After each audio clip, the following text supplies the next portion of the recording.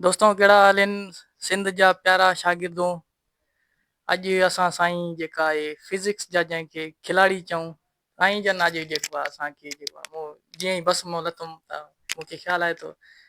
ख़ुशबू आई हिकिड़ी फिज़िक्स जी ख़ुशबू आई मूंखे। त उहा ख़ुशबू साईं जन आई त मां चयुमि अॼु साईं सां जेको आहे वञा अॼु साईं ॾे साईं खे तंग कयूं थोरो। साईं अस्सलाम वालेकुम। वालेकुम अस्सलाम।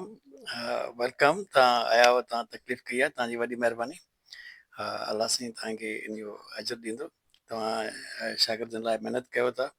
तव्हां फ्रूटफुल इनशाला साबित थींदो। जी जी, तव्हां हुकुम कयो, छा पुछणु चाहियो था? साईं जीअं तव्हां जेका पनवाकिल एजुकेशन अकेडमी जा जेके आहिनि चेयरमैन आहियो ऐं हीअ अकेडमी काफ़ी मतिलबु बहितर परफॉर्म करे थी। 1998 खां वठी अलाए केतिरा ई हज़ारे डॉक्टर्स प्रोड्यूस कया आहिनि। त जेको आहे इन अकेडमी जी कामयाबी जो राज़ छा आहे? वॾी महिरबानी तव्हांजी। सभ खां पहिरियों मां त इहो चवंदुमि, तव्हां उथण में इहो ॿुधायो इंट्रोडक्शन में त मां फिज़िक्स जो खिलाड़ी आहियां। ईअं न आहे, सिंपल ईअं खणी चओ त फिज़िक्स जी असांखे त अञा ABC बि कोन थी अचे पई। रहियो मसइलो पनवाकिल एजुकेशन अकेडमी जो, त ही कोई 1996 खां वठी असांजी अकेडमी रन करे थी पई ऐं 98 खां वठी प्री एंट्री जो पैटर्न स्टार्ट थियो आहे। त असां उन जे जेका आहे न फाउंडर मेंबर्स में आहियूं। ऐं पनवाकिल एजुकेशन अकेडमी में हिकिड़ो असांजो पैटर्न रहियो आहे ऐं उहो पैटर्न इहो आहे त असां 100% कोर्सिस कराईंदा आहियूं एंड MCQs ओरिएंटेड कराईंदा आहियूं। इवन बोर्ड जो एग्ज़ाम हुजे तॾहिं बि ईअं कंदा आहियूं त जीअं त अॻिते करे ॿारनि खे जीअं तकलीफ़ न थिए। एंड देर आफ्टर इहो थींदो आहे त असांजी वीकली टेस्ट हूंदी आहे, जंहिं मंझि असां पहिरें वीक में जेको कोर्स कराईंदा आहियूं त उन में पहिरें वीक जो ई कोर्स हूंदो आहे, ॿिए वीक में पहिरें ॿिए वीक जो हूंदो आहे, ईअं टें वीक में पहिरें ॿिए टें वीक जो हूंदो आहे। त ईअं लास्ट में ॿार जेका आहे सो ईअं खणी सम्झो त जॾहिं उहो असां वटि 17 टेस्टूं तक़रीबन थींदियूं आहिनि हिकिड़ी सेशन जूं, त 17 टेस्टूं जेको ॾींदो त उहो जेको पहिरियां 10 चैप्टर आहिनि सोचो त उन जी उहो 7 दफ़ा 10 जी एंड कोई 16 दफ़ा जेका आहे सो उन जी पहिरियनि चैप्टरनि जी टेस्ट ॾेई चुको हूंदो। सो ॿार जेका आहे सो वीकली रिवाइज़ करे थो त रिविजन सां उन जेका आहे परसेप्शन वधे थी पई, उन जी मेमोरी वधे थी। इवन शॉर्ट मेमोरी बजाए इवन उहो मेगा मेमोरी में हली वञे थो। सो इन जो असां इन पैटर्न खे फॉलो कंदा आहियूं ऐं ॿियनि टीचर्स खे बि मां इहा रिक्वेस्ट कंदुसि त उहे बि ॿारनि खे अहिड़े तरीक़े सां इन पैटर्न सां पढ़ाइनि त कोई मसइलो न आहे। हीअ त नंढिड़ो कोर्स आहे। मेडिकल में त फिज़ियोलॉजी एनाटमी जा पहिरें साल जी ॿार जॾहिं वेंदा आहिनि त उन जी जेके चोपड़ियूं आहिनि उहे ई तमामु वॾियूं वॾियूं आहिनि। सिर्फ़ु मां त उनजो बुक ॾिठुमि गाइडनि जो त हैरान थी वियुमि त इहे असांजा फस्ट बायोलॉजी फिज़िक्स केमिस्ट्री जा कोर्सिस हिकु पासे, उनजो सिर्फ़ु हिकिड़ो ई हिकिड़े पासे। नंढो शॉर्ट कोर्स आहे, दिलि सां पढ़े माण्हू, कोई प्रॉब्लम न आहे। ऐं ॿी ॻाल्हि इहा आहे त शागिर्द कामयाब उहो न थींदो आहे त जेको होशियारु हुजे ऐं महिनत न करे, न। शागिर्द हर ॿार होशियारु आहे, ईअं न सम्झो त कोई बि डरो आहे। पहिरीं ॻाल्हि त हर हिकु होशियारु आहे। ॿी ॻाल्हि कामयाबु उहो थींदो जेको कंटिन्यूअस महिनत कंदो, कंटिन्यूअस पंहिंजी जेका आहे निंड फिटाईंदो ऐं कंटिन्यूअसली जेका आहे उहो टीचर्स खे फॉलो कंदो रहंदो। सो इहा आहे माना ऐं सम्झो त slow and steady wins the race. 2 सालनि जी महिनत आहे, 2 सालनि में ॿार असांजी हिकिड़ी बि बैच न छॾे जे करे एंड मुसलसल असांजूं फस्ट इंटरव्यू, पहिरियों असांजी फस्ट ईयर जी कोचिंग थींदी आहे, अगेन फस्ट ईयर जी ॿी बैच जी कोचिंग थींदी आहे। उन खां बाद में असां प्री एंट्री जा क्लास हलाईंदा आहियूं त उन में फस्ट ईयर जा ॿार एक्स्ट्रा फ्रेशर तौर ते वेंदा आहिनि त उनखे अगेन उहो उनखे फ़ाइदो पवंदो आहे। वरी टीं ॻाल्हि इहा आहे त अगेन उहे सेकेंड ईयर में ईंदा आहिनि त उहे हिकिड़ी बैच इंटर जी पढ़ंदा आहिनि कोचिंग, जेका असां इम्तिहान जी तयारी कराईंदा आहियूं। उन खां पोइ वरी ॿी बैच पढ़ंदा आहिनि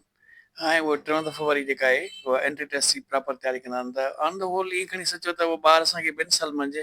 कोई 6 दफ़ा असां वटि पढ़े थो ऐं 6 दफ़ा में हर हिकु दफ़े में असां एतिरियूं टेस्ट वठूं था त तव्हां सो एवरेज ईअं कयो, कॾहिं घटि वधि बि त 12 टेस्टियूं कंसिडर कयो त 72 टेस्ट उहो ॿारु जेका आहे जेकॾहिं ॾे त छा ॻाल्हि आहे, त नंढा कोर्सिस आहिनि, इहे त ईज़ी थी वेंदो ऐं इहा ई उन जी कामयाबी जो राज़ आहे। ऐं अहिड़ा खोड़ मिसाल आहिनि मां वटि जेके ॿार पहिरियों जॾहिं ईंदा आहिनि त मायूस ईंदा आहिनि त असांखे कुझु सम्झ में नथो अचे ऐं उहे फस्ट अटैम्प्ट में उहे कामयाबु थींदा आहिनि, मेडिकल में सिलेक्ट थींदा आहिनि। एंड कुझु वरी अहिड़ा बि हूंदा आहिनि जेके ओवर कॉन्फिडेंट हूंदा आहिनि त मूंखे त सभु कुझु अचे थो पियो ऐं रहिजी वेंदा आहिनि। ईअं बि थींदो आहे, मूंखे सभु कुझु अचे थो ऐं रहिजी वेंदा आहिनि। सो बहरहाल ही आहे माना महिनत जो जहान आहे टैलेंटेड ॿार सां गॾोगॾु ॿार महिनती बि हुजे मीन्स जेको टीचर्स हुनखे गाइडेंस ॾियनि था उनखे उहो फॉलो करे हिन में असांजो हिकिड़ो ॿियो पैटर्न आहे असां टेस्ट वठंदा आहियूं मंडे ते कॾहिं बि असां वीकेंड ते न वठंदा आहियूं मंडे ते इन करे वठंदा आहियूं त उनजो ॿार खे इहो फ़ाइदो पवंदो आहे त उनखे सैटरडे सॼो मिली वेंदो आहे एंड संडे बि सॼो मिली वेंदो आहे ऐं मंडे ते शाम जो टेस्ट हूंदी आहे त मंडे बि तक़रीबन उहो मिलंदो आहे त उहो ॿार पंहिंजो हिकिड़ो टाइम टेबल सेट करे त अॼु मूंखे बायोलॉजी पढ़णी आहे हेतिरी ही चैप्टर ॾुखिया आहिनि ही केमिस्ट्री मूंखे ॾुखिया लॻे थी जेके जेके उनजी वीक पॉइंट्स आहिनि वीक फील्ड्स आहिनि वीक चैप्टर्स आहिनि वीक टॉपिक्स आहिनि उते उनखे फोकस करण जो टाइम मिली वेंदो आहे असां जेका टेस्ट कढंदा आहियूं कॾहिं बि टेस्ट ॾुखी न आहियूं कढंदा कुझु मां इहो महसूसु कयो आहे त ॿार ई सम्झंदा आहिनि त जेका आहे सो ॾुखी टेस्ट हुजे त असां कयूं सहुलियत सां करे था वञूं बेसिकली इहो ॾिसंदा कयो त पैटर्न कहिड़ो आहे पैटर्न अगरि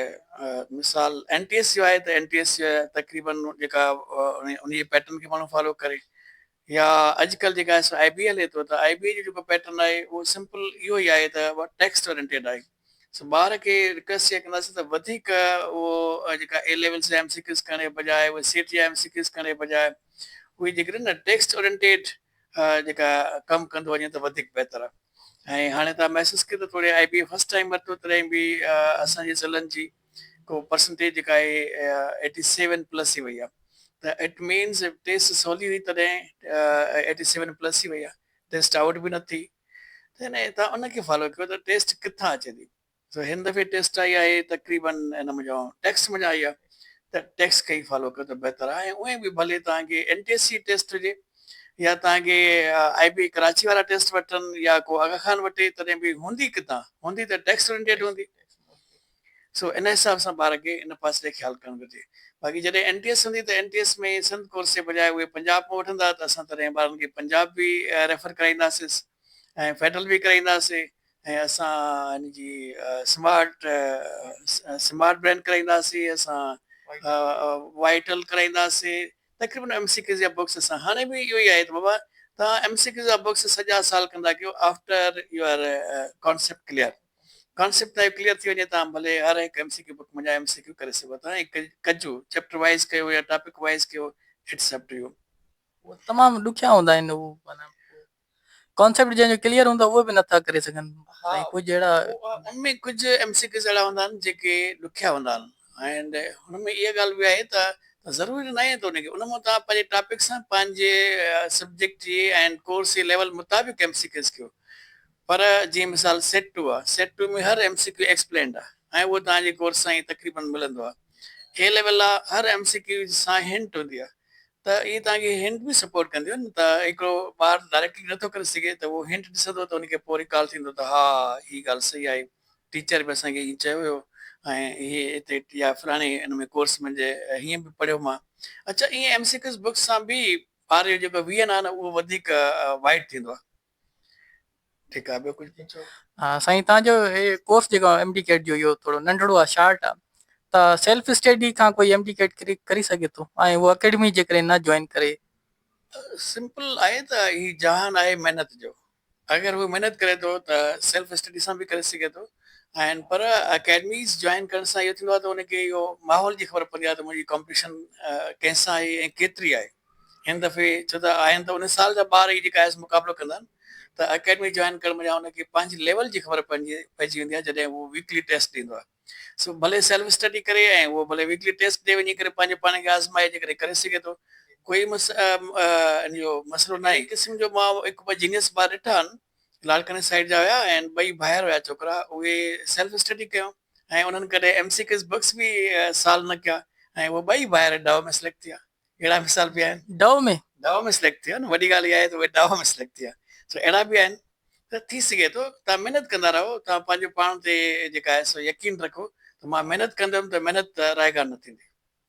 साईं सीट डिस्ट्रीब्यूशन जो छा सिस्टम आहे माना MBBS जूं घणियूं सीट्स आहिनि ऐं जेको BDS जूं डिस्ट्रिक्ट वाइज़ हाणे MBBS BDS जूं डिस्ट्रिक्ट वाइज़ सीट्स वेरी थींदियूं आहिनि जीअं मेडिकल कॉलेजिस खुलंदी वञनि थियूं त ईअं बि चेंज थींदियूं आहिनि ताम जेका हिन वक़्तु असांजी जेका आहे सो ख़ैरपुर घोटकी सखर जूं माना डिफरेंट डिस्ट्रिक्ट से डिफरेंट आहिनि ख़ैरपुर असांजे डिस्ट्रिक्ट खां ऐं घोटकी डिस्ट्रिक्ट खां बि वॾो आहे इन करे उन्हनि जूं जेका आहे सो डव में सॉरी डव ऐं SMC त इहे अहिड़ियूं आहिनि जेके असां ट्रांसफर जे लाइ इहे हिकिड़ो पूल मेरिट मां थींदियूं आहिनि ऐं इनखे असां सरींदा आहियूं त बोनस सीट्स आहिनि इहे उहे डिस्ट्रिक्ट जी मेरिट खे टच न कंदियूं आहिनि टिनी ज़िलनि जी मेरिट खे टच कंदियूं आहिनि त जेके टॉप 4 हूंदा आहिनि ऐं उहे उन्हनि जी मेरिट कम चॉइस हूंदी आहे अगरि उनजी चॉइस में डव लिखियलु हूंदो त पहिरियां टॉप जेका आहे सो उहे ॿार डव में वेंदा आहिनि ईअं ई 14 जेका आहे सो असांजी टिनी ज़िलनि जूं JSMU में आहिनि ऐं हिकिड़ी फातिमा जिना लाहौर में आहे ऐं असांजी जेका आहे हिकिड़ी सीट हिन में मीरपुर आज़ाद कश्मीर में आहे हिकिड़ी पूंछ आज़ाद कश्मीर में आहे ऐं अहिड़े तरीक़े सां असांजी वरी हिते पंहिंजे लोकल हिन कॉलेजिस में खैरपुर में KMC में गंबट में ईअं सीट्स आहिनि सो ओवरऑल ईअं सोचो खणी त कोई यानी कोई 60 नंबर ताईं ॿार सिलेक्ट थी वेंदा आहिनि MBBS BDS में सक्कर ऐं घोटकी डिस्ट्रिक्ट जा ऐं खैरपुर डिस्ट्रिक्ट जा जेका ॿार 100+ थी वेंदा आहिनि। अच्छा, साईं हाणे इहो ॿुधायो था जेका फिज़िक्स आहे उनखे मेडिकल स्टूडेंट तमामु ॾुखी सम्झनि था, बल्कि इहा आहे कोन, जंहिंजो इश्क हुजे फिज़िक्स सां उनजे लाइ कहिड़ी ॾुखी। त उहो फिज़िक्स कीअं पढ़े माण्हू त माना 56 आउट ऑफ 56 अची वञनि मेडिकल जी टेस्ट में? काफ़ी मुंहिंजा स्टूडेंट्स अहिड़ा हूंदा आहिनि जेके 100% स्कोर करे ईंदा आहिनि एंड हमेशह करे ईंदा आहिनि। हेलो के साल बि काफ़ी स्टूडेंट्स कयो। हाणे ॻाल्हि इहा आहे त फिज़िक्स मुंहिंजे ख़्याल में त बायोलॉजी खां केमिस्ट्री खां जेको ईज़ीएस्ट सब्जेक्ट आहे न उहो फिज़िक्स आहे, छो त हीउ कॉन्सेप्चुअल आहे ऐं हिन जा जेके मिसाल आहिनि उहे तव्हांजी डेली लाइफ मां आहिनि। तव्हांखे बायोलॉजी जा मिसाल डेली लाइफ में न मिलंदा, तव्हांखे केमिस्ट्री जा मिसाल डेली लाइफ में न मिलंदा, फिज़िक्स जा मिसाल तव्हांखे डेली लाइफ में मिलंदा। सिंपली असां चवंदो आहे पखो हले थो पियो, कहिड़े प्रिंसिपल खे फॉलो करे थो, छा थो करे पियो, हिन में जेका आहे सो अगरि असां सेंट्रीपिटल फोर्स आहे त उहो छा थो करे, त मीन्स असांखे ईअं साम्हूं हिते वेठे वेठे ई खोड़ सारा अहिड़े क़िस्म जा एग्ज़ाम्पल्स मिलनि था। हीअ शइ आहे हेठि छो थी करे, मथे छो थी वञे पई, ऐं इहा एक्सेशन केतिरी आहे, गोरी ऐं हल्की ॿई हुजनि, ॿई इक्वल रेट सां हेठि वञनि थियूं पियूं, छा रीज़न आहे? त हीअ त फिज़िक्स त तमामु सुठी आहे, कॉन्सेप्चुअल आहे। पर मां स्टूडेंट्स खे इंकरेज करण लाइ हिकिड़ी ॿी ॻाल्हि ॿुधाईंदुमि त जॾहिं मां फिज़िक्स में शौक़ु हुयो, मूंखे एतिरो शौक़ु न हुओ जेको मुंहिंजो दोस्त आहे एंड मुंहिंजो महिरबानी आहे ऐं मुंहिंजो मेंटोर आहे त सर हफ़ीज़ डार साहब, उन मूंखे चयो त तव्हां फिज़िक्स में MSc कयो। त मां क्लियर करे चयोमांसि त सर मूंखे त फिज़िक्स में इहा ई ख़बर न आहे त वेलोसिटी यूनिट छा थींदो आहे। त हुन चयो त का ॻाल्हि ई न आहे, इहा थींदो रहंदो आहे ऐं महिनत कर थी वेंदे। पोइ मां सिंपल तव्हांखे ॿुधायां त इहा हक़ीक़त आहे त मूंखे फिज़िक्स मूंखे बि इहा ॾुखी लॻंदी जीअं आम स्टूडेंट खे ॾुखी लॻंदी आहे, चवंदुमि हिकिड़ो ख़ुश्क सब्जेक्ट आहे। पर जॾहिं मां पढ़ी ॾिठुमि त ख़बर पई त हिन जहिड़ो त को आसान सब्जेक्ट ई न आहे। हा, तमामु सुठो आसान आहे, तव्हां महिनत कंदव कोई न आहे, हीअ कॉन्सेप्चुअल सब्जेक्ट आहे, हीअ को रटे वारो न आहे, हीअ को जेका आहे सो ईअं बोरिंग सब्जेक्ट न आहे, हीअ सीरियस थी करे तव्हां पढ़ो त फिज़िक्स तव्हां। अच्छा, उन खां पोइ ॿी ॻाल्हि ॿुधी छॾियो, तव्हां 10 साल खां बाद में बि कोई ॿार जेका डॉक्टर नथो थिए, कोई ॿी फील्ड में हले थो वञे पियो, त 10 साल खां बाद में बि शागिर्द मूंसां मिलंदा आहिनि त उहे उनखे फिज़िक्स जा उहे टर्म्स उहे कॉन्सेप्ट्स उहे सॼा यादि हूंदा आहिनि, पर उनखे केमिस्ट्री या बायोलॉजी जा यादि न हूंदा आहिनि। हा, छो त फिज़िक्स कॉन्सेप्चुअल आहे, त फिज़िक्स कॉन्सेप्चुअल आहे, इनखे थोरो कॉन्सेप्ट सां पढ़ो त बहितर थींदो। वॾी महिरबानी साईं तव्हांजी। दोस्तों हीअ असांजा जेके खिलाड़ी सर, लेजेंड सर फिज़िक्स जा साईं सिकंदर अली मैसर साहब, वॾी महिरबानी साईं मां तव्हांजी। तव्हांखे वरी बि रिक्वेस्ट कंदुसि त मां फिज़िक्स जो खिलाड़ी न आहियां, मूंखे फिज़िक्स जी ABC जी वञा ताईं ॼाण न आहे। ईअं न आहे साईं, ईअं न, असां लाइ खिलाड़ी हो। हा, बसि जेके कोर्सिस आहिनि उनखे मिड़े पढ़ायूं था पढ़ूं था, बाक़ी का अहिड़ी ॻाल्हि न आहे। सो तव्हांजी वॾी महिरबानी, तव्हां एॾो पंधु करे आयो, तव्हां जेका आहे सो पंहिंजो टाइम कढियो एंड स्पेशली मुंहिंजा क्लासिस हुआ,